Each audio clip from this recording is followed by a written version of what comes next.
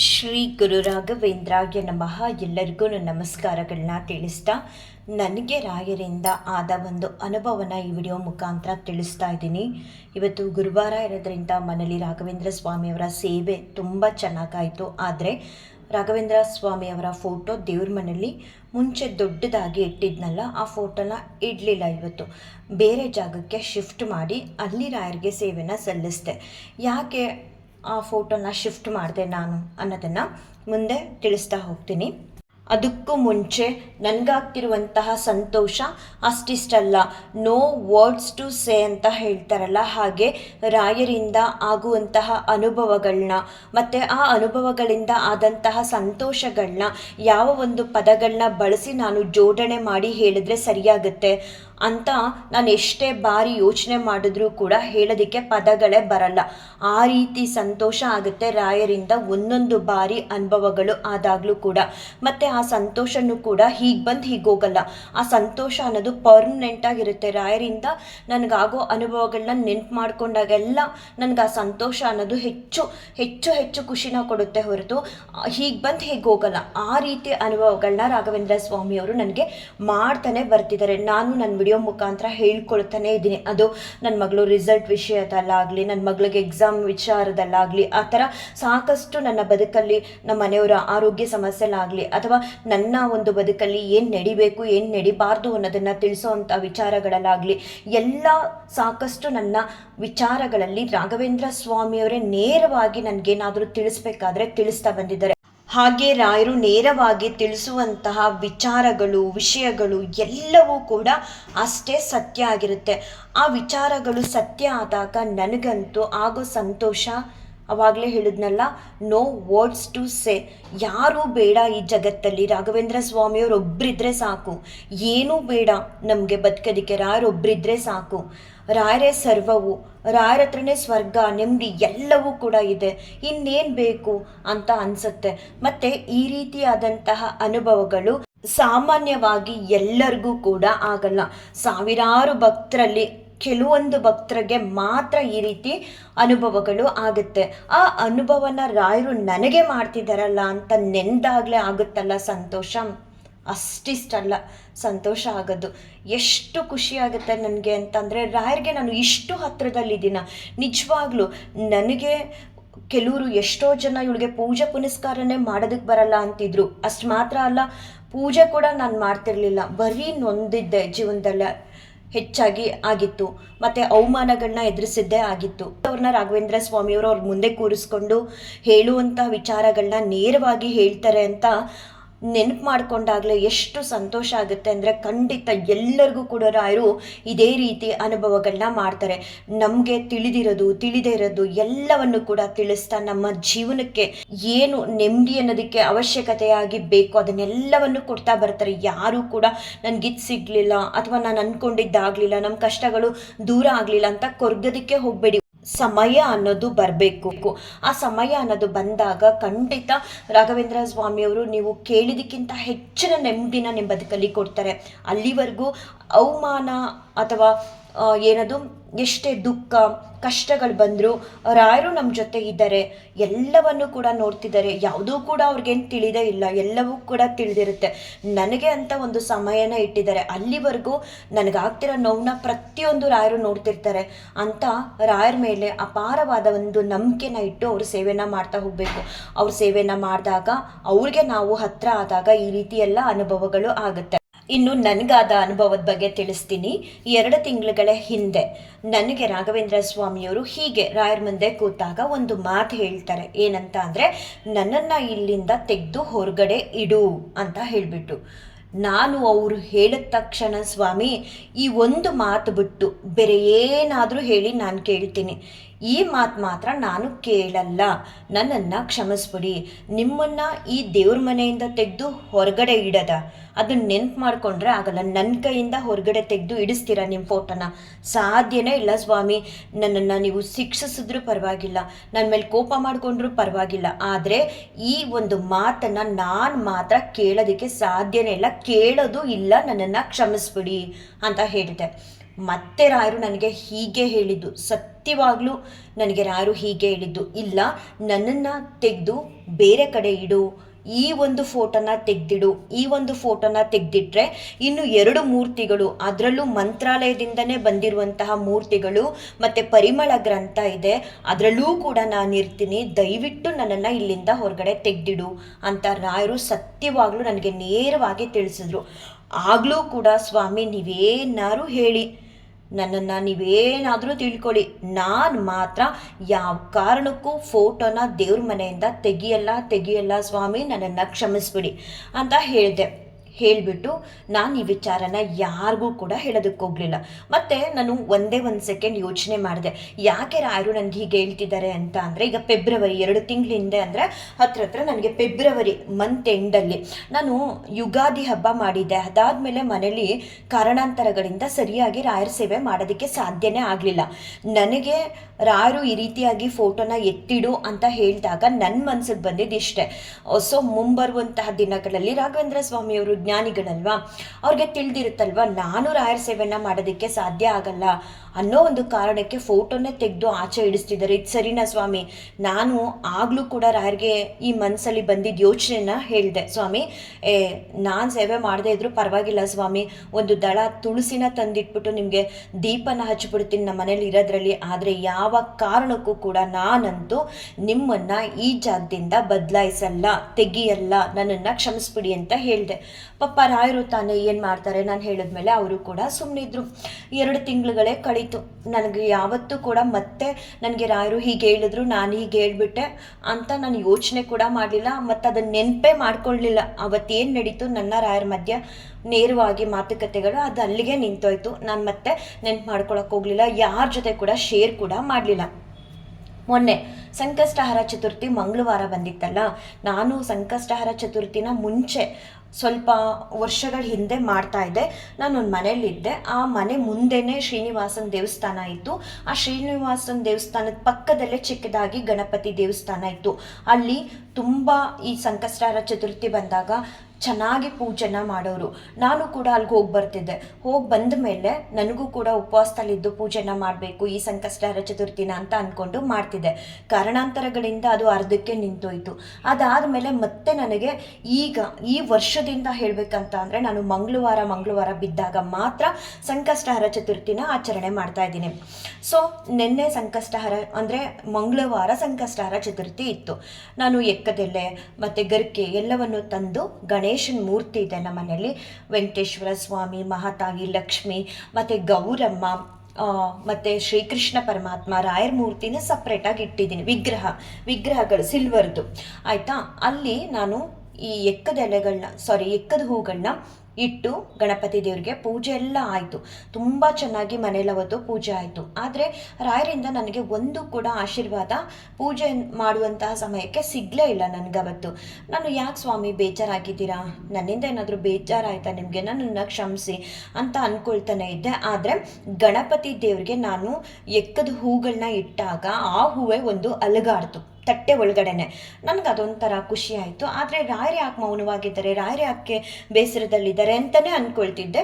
ಪೂಜೆ ಎಲ್ಲ ಮುಗಿಸಿ ನನಗೆ ರಾಯರು, ನಾನು ಸತ್ಯ ಹೇಳ್ತಿದ್ದೀನಿ, ಎಷ್ಟೋ ಬಾರಿ ಅವ್ರ ಸೇವೆ ಎಲ್ಲ ಮಾಡೋದಕ್ಕೂ ಮುಂಚೆನೇ ರಾಯರು ನಂಗೆ ಆಶೀರ್ವಾದ ಮಾಡ್ತಾರೆ.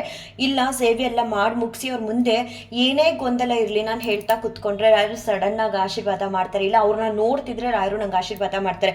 ಎಷ್ಟೋ ಜನ ಇಂದಿಗೂ ಕೂಡ ರಾಯರ ಆಶೀರ್ವಾದಕ್ಕೋಸ್ಕರ ಸ್ವಾಮಿ ನಮಗೂ ಆಶೀರ್ವಾದ ಮಾಡಿ ಅಂತ ಅನ್ನೋರು ಸಾಕಷ್ಟು ಜನ ಇದ್ದಾರೆ. ಆದರೆ ನಾನು ಕೇಳದೇ ಇದ್ರು ರಾಘವೇಂದ್ರ ಸ್ವಾಮಿಯವರೇ ಸ್ವತಃ ನನಗೆ ನನ್ನ ಸೇವೆನ ನೋಡಿ ಆಶೀರ್ವಾದ ಮಾಡ್ತಾರೆ, ನನ್ನ ಸೇವೆನ ಮೆಚ್ಚಿ ಆಶೀರ್ವಾದನ ಮಾಡ್ತಾರೆ.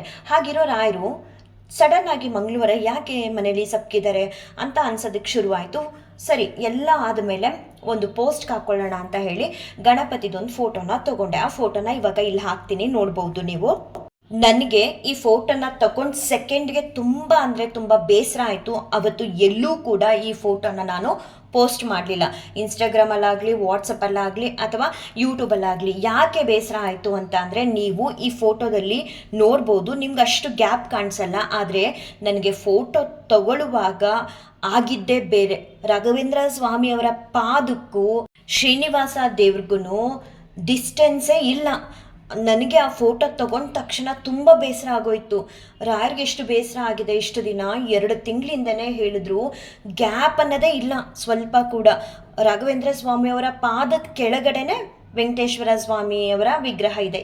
ಶ್ರೀನಿವಾಸ ದೇವರು, ಮಹಾವಿಷ್ಣು, ಮಹಾತಾಯಿ ಲಕ್ಷ್ಮಿ, ಗಣಪತಿ ಮತ್ತು ಶ್ರೀಕೃಷ್ಣ ಪರಮಾತ್ಮ ಅವರ ವಿಗ್ರಹ ಇದೆ. ಶ್ರೀಕೃಷ್ಣ ಪರಮಾತ್ಮ ಅವರ ವಿಗ್ರಹನೇ ಸಿಲ್ವರ್ ತಟ್ಟೆಯಲ್ಲಿ ಬೇರೆ ಒಂದು ಸ್ವಲ್ಪ ದೂರದಲ್ಲಿ ಇಟ್ಟಿದ್ದೀನಿ. ಆದರೆ ಇನ್ನೊಂದು ಸಿಲ್ವರ್ ತಟ್ಟೆಯಲ್ಲಿ ಶ್ರೀನಿವಾಸ ದೇವರ ಒಂದು ವಿಗ್ರಹನ ಇಟ್ಟಿದ್ದೀನಿ.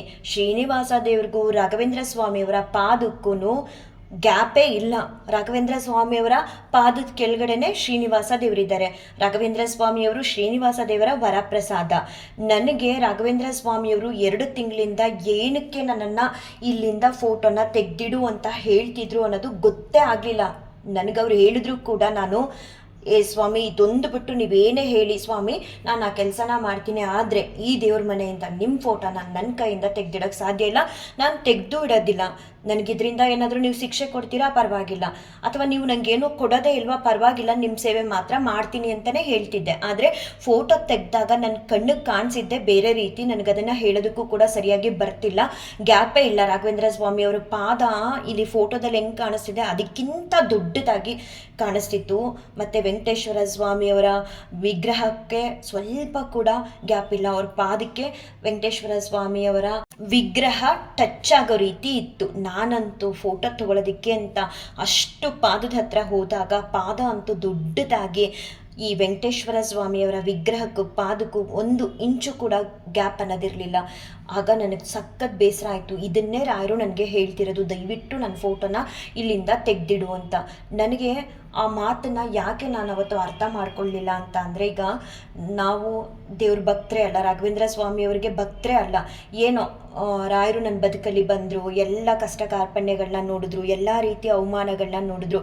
ಅಂಥವ್ರ ಮುಂದೆ ನೀನೇನು ಅಂತ ನಾನು ತೋರಿಸ್ಕೊಡ್ತೀನಿ ಬಾ ಅಂತ ಹೇಳಿ ನನ್ನ ಕೈ ಹಿಡಿದು ನನಗೆ ಭಕ್ತಿ ಅನ್ನೋದನ್ನು ಕೊಟ್ಟರು. ಈ ಪೂಜೆ ಪುನಸ್ಕಾರ ಅನ್ನೋದನ್ನು ಮಾಡಿದ್ರು. ಯಾರೆಲ್ಲ ನನ್ನನ್ನು ನೋಡಿ ಆಡ್ಕೊಂಡು ಆಗ್ತಿದ್ರು ಅವ್ರಿಗೆಲ್ಲರಿಗೂ ಉತ್ತರ ಅನ್ನೋದನ್ನು ಕೊಟ್ಟರು.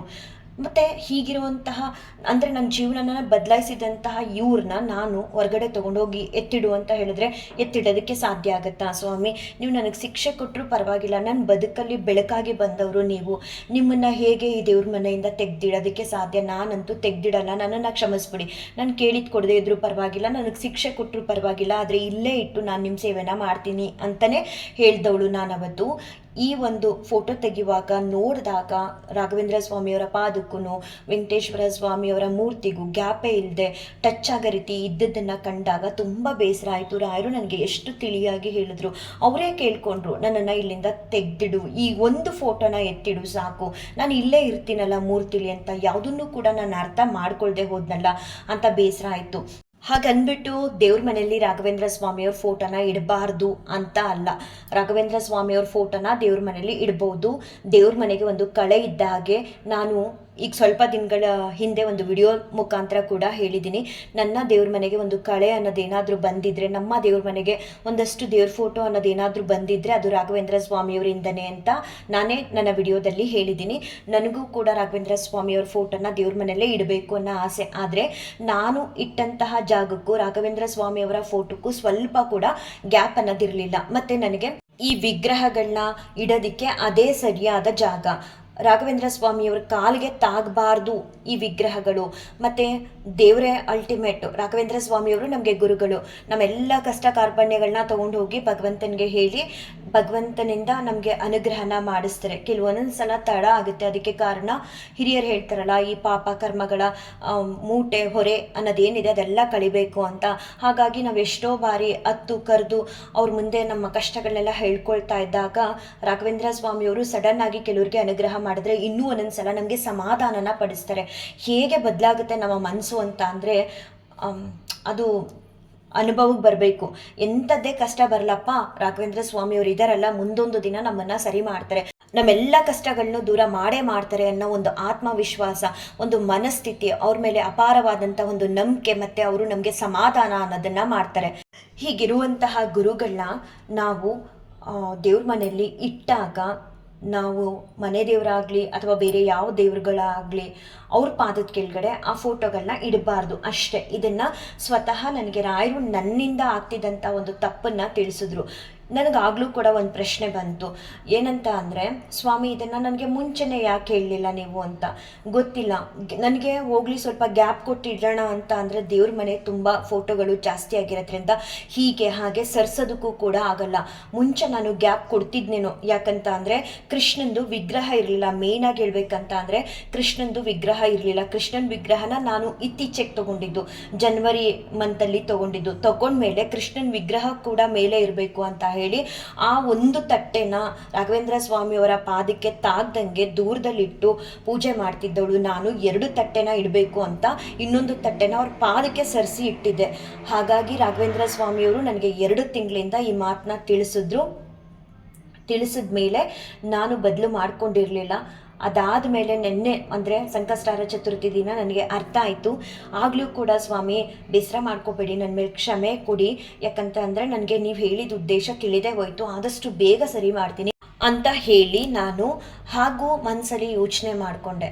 ನಾನೇನಾದರೂ ಕನ್ಫ್ಯೂಸ್ ಮಾಡ್ಕೋತಿದ್ದೀನ, ರಾಯರು ಹೇಳಿರೋದೇ ಸತ್ಯನಾ? ರಾಯರಿಗೆ ಹೇಳಿದೆ, ಸ್ವಾಮಿ ನಿಮ್ಮನ್ನು ಅನುಮಾನಿಸ್ತಿಲ್ಲ, ಆದರೆ ನೀವು ನನ್ನ ಜೊತೆ ಮಾತಾಡ್ತಿರೋದು ಸತ್ಯ ಮತ್ತು ನೀವು ಹೇಳಿದ್ದೆಲ್ಲವೂ ಕೂಡ ಸತ್ಯನೇ ಆಗ್ತಿದೆ ಅನ್ನೋದಕ್ಕೆ ನಾನು ಒಂದಿಬ್ಬರನ್ನ ಕೇಳ್ತೀನಿ. ಒಂದು ನಮ್ಮೂರಲ್ಲಿರುವಂತಹ ರಾಘವೇಂದ್ರ ಸ್ವಾಮಿಯವರ ಮಠದ ಅರ್ಚಕ್ರನ್ನ, ಮತ್ತು ಇನ್ನೊಬ್ಬರು ನನಗೆ ಪರಿಚಯ ಇರುವಂತಹ ಪರಮರಾಯರ ಭಕ್ತರನ್ನ ಅಂತ ಹೇಳಿ ಅಂದ್ಕೊಂಡು ಮನಸ್ಸಲ್ಲಿ ಅವ್ರ ಬಾಯಿಂದ ಏನು ಹೇಳ್ತೀರಾ ನಾನು ಹಾಕಿ ಕೇಳ್ತೀನಿ, ಮತ್ತು ನಾನು ದುಡುಕಿ ನಿಮ್ಮ ಫೋಟೋನ ತೊಗೊಂಡೋಗಿ ಇಟ್ಬಿಡೋದು ಥರ ಎಲ್ಲ ಮಾಡಬಾರ್ದಲ್ಲ ಅಂತ ಅಂದ್ಬಿಟ್ಟು ನನಗೆ ಗೊತ್ತಿರೋ ಒಬ್ಬರನ್ನ ಕೇಳಿದಾಗ ಅವ್ರು ಹೇಳಿದ್ರು ಮೇ ಬಿ ಇರ್ಬೋದು, ಹೂಪ್ರಸಾದನ ಕೇಳಿ ಅಂತ. ನಾನು ಇವತ್ತುವರೆಗೂ ಏನೋ ಒಂದು ನನ್ನ ಗೊಂದಲಕ್ಕೆ ಸಮಸ್ಯೆಗೆ ರಾಯರಿಗೆ ಹೂವಿಟ್ಟು ಕೇಳೋ ಅಭ್ಯಾಸ ಇಲ್ಲ. ರಾಯರೇ ಸ್ವತಃ ನನ್ನ ಪೂಜೆನ, ನನ್ನ ಭಕ್ತಿನ, ನನ್ನ ಮಾತನ್ನ, ನನಗೆ ಅವ್ರ ಮೇಲಿರುವಂತಹ ಪ್ರೀತಿ ಗೌರವನ ಒಪ್ಪಿ ಆಶೀರ್ವಾದ ಮಾಡ್ತಾರೆ. ಅದನ್ನು ತೆಗೆದು ಖುಷಿಯಿಂದ ಮಾಡ್ಕೊಳ್ತೀನಿ. ಆದರೆ ಈ ಹೂಪ್ರಸಾದ ಕೇಳುವಂಥ ಒಂದು ಅಭ್ಯಾಸ ನನಗಿಲ್ಲ. ಸೊ ನಾನು ಅದು ಮನಸ್ಸಲ್ಲೇ ಆಯಿತು, ಇವತ್ತು ಹೇಗಿದ್ರು ನಾನು ರಾಯರ ಮಠಕ್ಕೆ ಹೋಗ್ತೀನಲ್ಲ, ಅಲ್ಲೇ ಕೇಳಿ ತಿಳ್ಕೊಳ್ಳೋಣ ಅಂತ ಹೇಳಿಬಿಟ್ಟು ನಿನ್ನೆ ರಾಯರ ಮಠಕ್ಕೆ ಹೋದಾಗ ಅವ್ರಿಗೆ ಹೇಳಿದೆ, ನನಗೆ ಈ ಥರದೊಂದು ಡೌಟ್ ಇದೆ, ಮೊದಲು ನಾನು ತೋರಿಸೋ ಫೋಟೋನ ನೋಡಿ ಆಮೇಲೆ ನಾನು ಹೇಳೋದನ್ನು ಕೇಳಿ ಅಂತ ಅವ್ರಿಗೆ ಫೋಟೋನ ತೋರಿಸಿ ನನಗೆ ಈ ರೀತಿ ಆಯಿತು 2 ತಿಂಗಳಿಂದೆ, ಆದರೆ ಕಾರಣ ಏನು ಅನ್ನೋದು ನನಗೆ ಗೊತ್ತಾಗಲಿಲ್ಲ ಅಂತೆಲ್ಲ ಹೇಳಿದಾಗ ಅವರು ರಾಘವೇಂದ್ರ ಸ್ವಾಮಿಯವ್ರಿಗೆ ಏನು ಫೀಲ್ ಆಗ್ತಿತ್ತು, ಅವ್ರ ಪಾದದ ಕೆಳಗಡೆ ಈ ರೀತಿ ವೆಂಕಟೇಶ್ವರ ಸ್ವಾಮಿ ವಿಗ್ರಹ ಆಗಲಿ ಅಥವಾ ಶ್ರೀಕೃಷ್ಣ ಪರಮಾತ್ಮನಾಗಲಿ ಇಡಬಾರ್ದು ಅಂತ ಅದನ್ನು ಒಂದೊಂದು ಕೂಡ ಹಾಗೆ ಹೇಳಿದ್ರು. ರಾಯರು ನನಗೆ ಹೇಗೆ ಹೇಳಿದ್ರು ಮನೇಲಿ ಅದೇ ರೀತಿ ಹೇಳಿದ್ರು. ಆವಾಗ ತುಂಬ ಖುಷಿ ಆಯಿತು, ರಾಯರು ನನಗೆ ಈ ಥರ ತಿಳಿಸ್ತಾರಲ್ಲ ಅಂತ. ಅದೇ ಮನಸ್ಸಲ್ಲಿ ಒಂದು ಪ್ರಶ್ನೆ ಇತ್ತು, ಯಾಕೆ ನನಗೆ 2 ತಿಂಗಳಿಗೂ ಮುಂಚೆ ತಿಳಿಸ್ದೆ ಹೋದ್ರು ಅಂತ. ಆಮೇಲೆ ಅರ್ಥ ಆಯಿತು, ಸುಮಾರು ಸಲ ಯೋಚನೆ ಮಾಡಿದೆ, ಇದನ್ನ ಯಾಕೆ ನಾನು ಅರ್ಚಕರಿಗೆ ಕೇಳಬಾರ್ದಿತ್ತು ಅಂತ. ಆಮೇಲೆ ನನಗೆ ಅರ್ಥ ಆಯಿತು, 2 ತಿಂಗಳ ಹಿಂದೆ ನಾನು ಗ್ಯಾಪ್ ಕೊಟ್ಟು ಇಡ್ತಿದ್ದೆ ರಾಘವೇಂದ್ರ ಸ್ವಾಮಿಯವರ ಪಾದಕ್ಕೂ ಮತ್ತು ನಮ್ಮ ಶ್ರೀನಿವಾಸ ದೇವರ ವಿಗ್ರಹಗಳಿಗೆ ಗ್ಯಾಪ್ ಇತ್ತು. ಈಗ ಶ್ರೀಕೃಷ್ಣ ಪರಮಾತ್ಮನ ವಿಗ್ರಹನ ತಂದ ಮೇಲೆ ಒಂದೇ ಕಡೆ 2 ಕೂಡ ಇಡಬೇಕು, ಅದೇ ಪೀಠದ ಮೇಲೆ ಅಡ್ಜಸ್ಟ್ ಮಾಡಬೇಕು ಅನ್ನೋ ಕಾರಣಕ್ಕೆ ರಾಯರ ಪಾದಕ್ಕೆ ಸೇರಿಸಿ ಇಟ್ಬಿಡ್ತಿದ್ದೆ ನಾನು. ಸೊ ರಾಯರು ಅದನ್ನು ಸಹಿಸ್ತಾರ. ಯಾವಾಗಲೂ ಶ್ರೀನಿವಾಸ ದೇವರ ವರಪ್ರಸಾದ, ಆ ಭಗವಂತ ಮಹಾವಿಷ್ಣು ಅಥವಾ ಶ್ರೀನಿವಾಸ ತಿಮ್ಮಪ್ಪ ಅಂತ ನಾವೇನು ಹೇಳ್ತೀವಿ, ಅವರು ರಾಯರ ಪಾದದ ಕೆಳಗಡೆ ಇದ್ದರೆ ರಾಯರು ಸ್ವತಃ ಒಪ್ಪಲ್ಲ. ನನಗೆ ಇದನ್ನು ನೇರವಾಗಿ ಈ ರೀತಿ ನನ್ನ ಫೋಟೋನ ದಯವಿಟ್ಟು ಎತ್ತಿಡು ಅಂತ ಕೇಳ್ಕೊಂಡ್ರು ನನಗನ್ಸುತ್ತೆ ನಾನು ಎಂಥ ಮಂಗಿ ರಾಯರ ಮಾತನ್ನ ಅರ್ಥ ಮಾಡ್ಕೊಳ್ದೆ ಹೋದ್ನಲ್ಲ ಅಂತ. ನಿಜವಾಗ್ಲೂ ಎಷ್ಟು ಖುಷಿ ಆಗುತ್ತೆ ಅಂದರೆ, ರಾಯರೇ ನೇರವಾಗಿ ಏನಾದರೂ ತಿಳಿಸುವಂತಹ ವಿಷಯಗಳನ್ನ ನನಗೆ ತಿಳಿಸ್ತಿದ್ದಾರಲ್ಲ, ನಾನು ಎಷ್ಟು ಪುಣ್ಯವಂತೆ ಅಂತ ಅನಿಸುತ್ತೆ. ಬೆಳಗ್ಗೆನೂ ಅಷ್ಟೇ ಒಂದು ಸ್ವಲ್ಪ ಕನ್ಫ್ಯೂಸನಲ್ಲಿದ್ದೆ, ಈ ಫೋಟೋನ ಇಲ್ಲಿಂದ ತೆಗೆದು ಎಲ್ಲಿಡಬೇಕು ಅಂತ. ನಿನ್ನೆ ಅಪ್ಪಿತಪ್ಪಿ ನಮ್ಮ ಮನೆಯವ್ರಿಗೆ ಈ ರೀತಿ ವಿಚಾರ ಎಲ್ಲ ಹೇಳಿದಾಗ ಅವ್ರು ಸಡನ್ನಾಗಿ ಹೇಳಿದ್ರು, ಇಂಥ ಕಡೆ ಇಟ್ಬಿಡು ಅಂತ ಹೇಳಿಬಿಟ್ಟು, ತಡ ಮಾಡಬೇಡ, ಅವ್ರು ಹೇಳಿದ್ದಾರೆ ಅಂದರೆ ಇಡು ಅಂತ. ಸೊ ಇವತ್ತು ಬೆಳಗ್ಗೆ ಒಂದು 3 ಗಂಟೆಗೆ ರಾಯರ ಹತ್ರ ಪ್ರಾರ್ಥನೆಯನ್ನು ಮಾಡಿಕೊಂಡು ತಗೊಂಡೋಗಿ ಅದೇ ಜಾಗಕ್ಕೆ ಇಟ್ಟು ಅಲ್ಲೂ ಕೂಡ ರಾಯರಿಗೆ ಸೇವೆನ ಸಲ್ಲಿಸಿದೆ. ಮನೆಯಲ್ಲಿ ಇವತ್ತು ರಾಘವೇಂದ್ರ ಸ್ವಾಮಿಯವರ ಸೇವೆ, ಅಭಿಷೇಕ, ಪೂಜೆ, ಭಗವಂತನ ಸೇವೆ ಎಲ್ಲವೂ ಕೂಡ ಸಿಕ್ಕಾಬಟ್ಟೆ ಚೆನ್ನಾಗಾಯಿತು. ತುಂಬಾ ಖುಷಿ ಆಯಿತು. ಸ್ವಲ್ಪ ಬೇಸರ ಏನು ಅಂತ ಅಂದರೆ, ಸಡನ್ನಾಗಿ ನೋಡಿದಾಗ ನಾವು ದೇವ್ರ ಮನೆಯಲ್ಲಿ ರಾಘವೇಂದ್ರ ಸ್ವಾಮಿಯವರ ದೊಡ್ಡ ಫೋಟೋನ ನೋಡ್ತಿದ್ದೋ. ಇವಾಗ ತುಂಬ ದೊಡ್ಡದು ಅಂತ ಹೇಳ್ತಿಲ್ಲ, ನಮ್ಮ ಮನೇಲಿ ಇರೋದ್ರಲ್ಲಿ ದೊಡ್ಡ ಫೋಟೋ ರಾಘವೇಂದ್ರ ಸ್ವಾಮಿಯವರ ಫೋಟೋ ಆಗಿತ್ತು. ಇವಾಗ ದೇವ್ರ ಮನೆಯಲ್ಲಿ ಸಡನ್ನಾಗಿ ಆ ಫೋಟೋ ಕಾಣಿಸ್ತಿಲ್ಲ ಅಂತ ಅಂದಾಗ ನೋಡಿದ ತಕ್ಷಣ ಏನೋ ಒಂದು ರೀತಿ ಫೀಲ್ ಆಗುತ್ತೆ. ಆದರೆ ರಾಘವೇಂದ್ರ ಸ್ವಾಮಿಯವರು ಹೇಳೋ ಮಾತನ್ನು ನಾವು ಪ್ರತಿಯೊಂದನ್ನು ಕೇಳಬೇಕಲ್ವ. ಅವರೇ ಕೇಳ್ಕೊಂಡಿದ್ದಾರೆ ರಾಘವೇಂದ್ರ ಸ್ವಾಮಿಯವರೇ. ನೋಡಿ, ಈ ಥರ ನನ್ನ ಪಾದದ ಕೆಳಗಡೆ ಇಡ್ತಿದ್ಯಾ ಭಗವಂತನ, ದಯವಿಟ್ಟು ನನ್ನನ್ನು ಎತ್ತಿಡು ಅಂತ. ನಾನು ಹಠ ಮಾಡಿದಾಗಲೂ ಪರವಾಗಿಲ್ಲ, ಇಲ್ಲೇ ಇದ್ದಾರಲ್ಲ ದೇವ್ರ ಮನೇಲಿ 2 ಮೂರ್ತಿಗಳು ಮಂತ್ರಾಲಯದಿಂದ ತಂದಿರೋದು, ಸೊ ಅದನ್ನು ಪೂಜಿಸು, ಪರಿಮಳ ಗ್ರಂಥದಲ್ಲಿ ನಾನಿರ್ತೀನಿ ಅಂತ ಹೇಳಿದ್ರು. ನಿಜವಾಗ್ಲೂ ಎಷ್ಟು ನನ್ನಲ್ಲಿ ಬದಲಾವಣೆ ಮಾಡಿದ್ದಾರೆ ರಾಯರು ಅಂತ ಅಂದರೆ, ಒಂದು ರೀತಿ ಏನು ಗೊತ್ತಾ, ಹೌದು, ಭಗವಂತನಿಗೆ ನಾವು ಹತ್ತಿರ ಆದಾಗ ಮಾತ್ರ ಈ ರೀತಿ ಎಲ್ಲ ಆಗೋದಕ್ಕೆ ಸಾಧ್ಯ. ಸರಿ ತಪ್ಪುಗಳು ಏನೇ ಇರಲಿ ನಮಗೆ ತಿಳಿಸಿ ಹೇಳ್ತಾರೆ. ಮುಂದೆ ಬರುವಂತಹ ಒಂದು ಅನಾಹುತಗಳಾಗಲಿ, ಒಂದು ಸಂತೋಷದ ದಿನಗಳಾಗಲಿ, ನನ್ನ ವಿಡಿಯೋಗಳನ್ನ ರೆಗ್ಯುಲರ್ ಆಗಿ ನಾನು ಅಪ್ಲೋಡ್ ಮಾಡಿದಾಗ ಮಿಸ್ ಮಾಡಿದೆ ಯಾರು ನೋಡ್ಕೊಂಡು ಬರ್ತಿದ್ದೀರೋ ಅವ್ರಿಗೆ ಅರ್ಥ ಆಗೇ ಆಗುತ್ತೆ. ನನಗೆ ಎಷ್ಟೋ ಬಾರಿ ನಾಳೆ ನಡೆಯುವಂಥ ಸಂತೋಷದ ದಿನಗಳೇ ಆಗಲಿ ಅಥವಾ ಏನೋ ಒಂದು ತೊಂದರೆ ಅನಾಹುತನೇ ಆಗಲಿ ಕನಸಿನ ಮುಖಾಂತರ ತೋರಿಸ್ತಾರೆ. ಇತ್ತೀಚೆಗೆ ಇನ್ನೂ ಸ್ವಲ್ಪ ನನಗೆ ಹೆಚ್ಚಾಗಿ ಯಾರು ಹತ್ತಿರ ಆಗಿದ್ದಾರೆ ಅನ್ನೋದಕ್ಕೆ ಇದೊಂದು ಸಾಕ್ಷಿ ಅಂತಲೇ ಹೇಳ್ಬೋದು. ನೇರವಾಗಿ ತಿಳಿಸುವಂಥ ವಿಚಾರಗಳನ್ನ ನನಗೆ ತಿಳಿಸ್ತಾ ಇದ್ದಾರೆ. ಹಾಗಾಗಿ ಇವತ್ತು ನಮ್ಮ ಮನೇಲಿ ರಾಘವೇಂದ್ರ ಸ್ವಾಮಿಯವ್ರ ಫೋಟೋನ ದೇವ್ರ ಮನೆಯಿಂದ ಹೊರಗಡೆ ತೆಗೆದಿಟ್ಟು ಮನೇಲಿ ವೆಂಕಟೇಶ್ವರ ಸ್ವಾಮಿ ನಮ್ಮ ಮನೆ ದೇವರು ಫೋಟೋನ ಇಟ್ಟು ರಾಯರ ಹಾಗೆ ಭಗವಂತನ ಸೇವೆನ ಮಾಡಿದೆ. ರಾಘವೇಂದ್ರ ಸ್ವಾಮಿಯವ್ರನ್ನ ನಂಬಿ, ಪರಮಾತ್ಮ ನಂಗೆ ಏನು ತಿಳಿದಪ್ಪ, ನಂಗೆ ಯಾರೂ ಬೇಡ, ಎಲ್ಲವೂ ನೀವೇ, ಸರ್ವವೂ ನೀವೇ, ಸಕಲವೂ ನೀವೇ, ತಿಳಿದು ನನ್ನಿಂದ ಏನಾದರೂ ಆದರೆ ನನ್ನನ್ನು ಕ್ಷಮಿಸ್ಬಿಡಿ, ಏನು ತಿಳಿದು ನಿಮ್ಮ ಹೊರತು ನೀವೇ ನಮಗೆಲ್ಲ ಅಂತ ಅಂದಾಗ ಈ ರೀತಿ ಅನುಭವಗಳಾಗುತ್ತೆ. ಮತ್ತು ನಮ್ಮಲ್ಲಿ ಇನ್ನೊಂದು ನ್ಯಾಯ, ನೀತಿ, ಸತ್ಯ, ಧರ್ಮ ಅನ್ನೋದು ಇರಬೇಕು. ರಾಘವೇಂದ್ರ ಸ್ವಾಮಿಯವ್ರನ್ನ ಮೆಚ್ಚೋದಕ್ಕೆ ಈ ಪೂಜೆಗೆ ಅಂತ ನಾವು ಹೂವು, ಹಣ್ಣು ಅಥವಾ ತುಪ್ಪದ ದೀಪಗಳನ್ನ ಎಷ್ಟು ಹಚ್ಚಿಸ್ತೀವೋ ಮನೆಗಳಲ್ಲಿ, ಅಷ್ಟೇ ಬಹಳ ಮುಖ್ಯ. ರಾಘವೇಂದ್ರ ಸ್ವಾಮಿಯವರ ಮೆಚ್ಚುಗೆನ ಪಡ್ಕೋಬೇಕು ನಾವು ಅಂತ ಅಂದರೆ ನ್ಯಾಯ, ನೀತಿ, ಸತ್ಯ, ಧರ್ಮದ ಹಾದಿನ ಬಿಟ್ಟೋಗ್ಬಾರ್ದು. ಅದೇ ರಾಯರಿಗೆ ಬಹಳ ಮುಖ್ಯವಾಗಿ ಒಬ್ಬರನ್ನ ಭಕ್ತರನ್ನ ಮೆಚ್ಚೋದಕ್ಕೆ ಅಂತ ಇರುವಂತಹ ಅಂಶಗಳು ಅಂತಲೇ ಹೇಳ್ಬೋದು. ಯಾರಲ್ಲಿ ನ್ಯಾಯ, ನೀತಿ, ಸತ್ಯ, ಧರ್ಮ ಅನ್ನೋದು ಇರುತ್ತೋ ಅದನ್ನು ಬಿಟ್ಟು ಹೋಗಲ್ವೋ ಅಂಥ ಭಕ್ತರು ಹೇಗೆ ಪೂಜೆ ಮಾಡಲಿ, ಅದಕ್ಕೆ ನಾನೇ ಉದಾಹರಣೆ. ಹೇಗೆ ಪೂಜೆ ಮಾಡಲಿ, 1 ಹೂವು ಹಾಕ್ತೀಯಾ, 1000 ಹೂವು ಹಾಕ್ತೀಯಾ, 1 ಹಣ್ಣು ತಂದಿರ್ತೀಯ, 1000 ಹಣ್ಣುಗಳು ತಂದಿರ್ತೀಯ, ನಾವು ಹೇಗೆ ಮಾಡಿದ್ರೂ ಸ್ವೀಕಾರ ಮಾಡ್ತಾರೆ. ಅದೇ ನೀವು ನ್ಯಾಯ, ನೀತಿ, ಸತ್ಯ, ಧರ್ಮ ಅನ್ನೋದನ್ನು ಬಿಟ್ಟು ರಾಘವೇಂದ್ರ ಸ್ವಾಮಿಯವ್ರಿಗೆ ಎಷ್ಟು ಸೇವೆ ಸಲ್ಲಿಸಿದ್ರು ಅವರ ಅನುಗ್ರಹ, ಆಶೀರ್ವಾದ ಸಿಗೋದು ತಡ ಆಗುತ್ತೆ. ಮತ್ತು ಎಷ್ಟೋ ನಮ್ಮ ಕಷ್ಟಗಳು ಕೂಡ ನಮ್ಮಿಂದ ದೂರ ಆಗಲ್ಲ. ಆವಾಗ ನಾವು ಅಂತೀವಿ, ಅಯ್ಯೋ ರಾಯರಿಗೆ ಎಷ್ಟು ಸೇವೆ ಮಾಡಿದ್ರು ಕೂಡ ರಾಯರು ನಮ್ಮ ಕಷ್ಟಗಳನ್ನ ದೂರ ಮಾಡ್ತಿಲ್ಲ, ಇನ್ನೂ ಕಷ್ಟಗಳು ಜಾಸ್ತಿ ಆಗ್ತಿದೆ ಅಂತ. ಪೂಜೆ ಪುನಸ್ಕಾರದಿಂದ ಏನಾದರೂ ಸ್ವಲ್ಪ ತಪ್ಪುಗಳಾದರೂ ರಾಘವೇಂದ್ರ ಸ್ವಾಮಿಯವರು ಸಹಿಸ್ತಾರೆ. ಆದರೆ ನ್ಯಾಯ, ನೀತಿ, ಸತ್ಯ, ಧರ್ಮ ಅನ್ನೋದನ್ನು ಬಿಟ್ಟೋಗ್ಬಾರ್ದು ರಾಯರ ಭಕ್ತರಾದ ಮೇಲೆ. ಅದನ್ನೇ ನೋಡಿ ರಾಘವೇಂದ್ರ ಸ್ವಾಮಿಯವರು ನಮಗೆ ಹೆಚ್ಚಾಗಿ ಅನುಗ್ರಹ, ಆಶೀರ್ವಾದನ ಮಾಡೋದು ಅಂತ ಹೇಳ್ತಾ ಈ ವಿಡಿಯೋನ ಎಂಡ್ ಮಾಡ್ತೀನಿ. ಶ್ರೀ ಕೃಷ್ಣಾರ್ಪಣಮಸ್ತು, ಶ್ರೀ ಕೃಷ್ಣಾರ್ಪಣಮಸ್ತು, ಶ್ರೀ ಕೃಷ್ಣಾರ್ಪಣಮಸ್ತು.